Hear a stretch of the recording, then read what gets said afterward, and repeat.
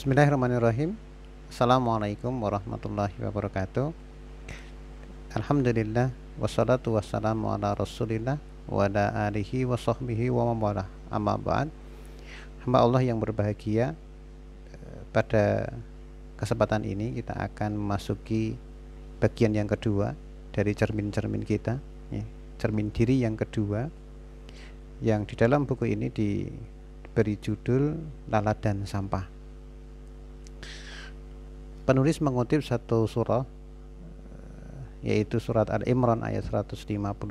Allah Subhanahu wa taala berfirman, Innal ladzina tawallaw minkum yaumal taqal jam'an innamas tazallahum syaitanu bi ba'di ma kasabu wa laqad afallahu anhum innallaha ghafurun halim. Sesungguhnya orang-orang yang berpaling di antara kamu ketika terjadi pertempuran di antara dua pasukan itu, sesungguhnya mereka digelincirkan oleh setan disebabkan sebagian kesalahan dosa yang telah mereka perbuat pada masa lampau. Tetapi Allah benar-benar telah memaafkan mereka.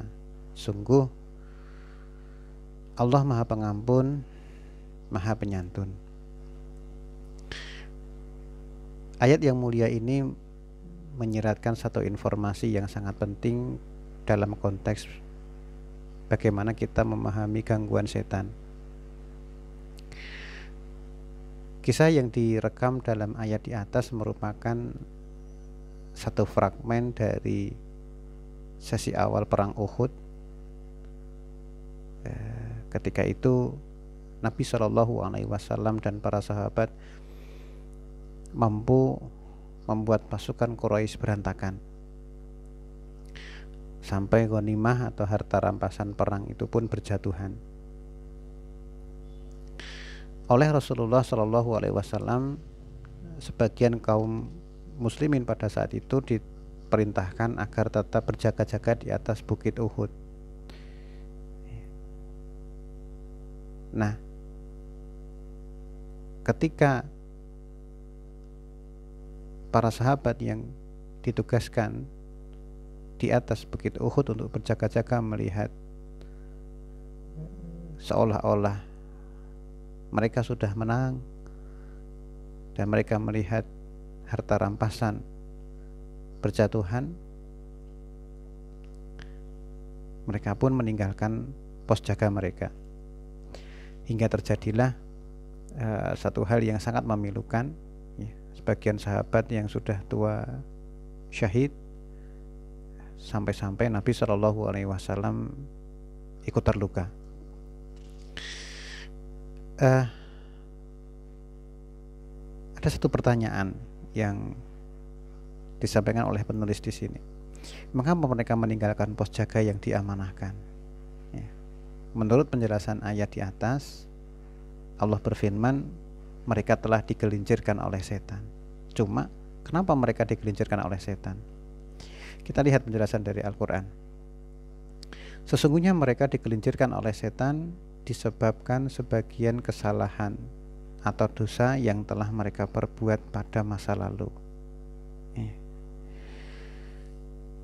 Gangguan bisikan yang dialami oleh sebagian pasukan yang diperintahkan oleh Rasulullah menjaga di atas Uhud tidak serta-merta hadir begitu saja. Tetapi Allah Subhanahu wa taala menjelaskan bahwa gangguan bisikan itu terjadi karena setan memanfaatkan celah pada masa lalu. Ini poin penting yang bisa kita petik dari ayat di atas. Dalam konteks ruqyah, apa yang bisa kita ambil? Ketika orang diruqyah berarti dia sedang sakit, ya. Entah itu medis maupun non medis, fisik ataupun mungkin sakit pada jiwanya. Di sini kemudian setan masuk. Dalam ayat ini kita belajar bahwa masa lalu adalah salah satu pintu, salah satu celah masuk dan kendaraan yang memudahkan setan melancarkan gangguannya pada diri kita. Dengan demikian, salah satu hal yang tidak boleh kita lewatkan dalam menghadapi gangguan jin adalah mengenali kesalahan masa lalu. Saya ulangi, mengenali kesalahan masa lalu. Nah, kesalahan masa lalu inilah yang menjadi gula bagi semut atau menjadi sampah bagi lalat. Kita tidak ada gunanya bersusah payah mengejar lalat. Sangat melelahkan. Ketika kita bertemu lalat, kita pukul, kita bunuh satu persatu lalat itu. Benar bahwa lalat itu bisa terbunuh semua atau terusir semua. Cuma selama masih ada sampah yang ada di dalam tempat itu, lalat itu akan senantiasa kembali. Ya. Saya ulangi, seandainya setelah itu semua lalat habis terbunuh,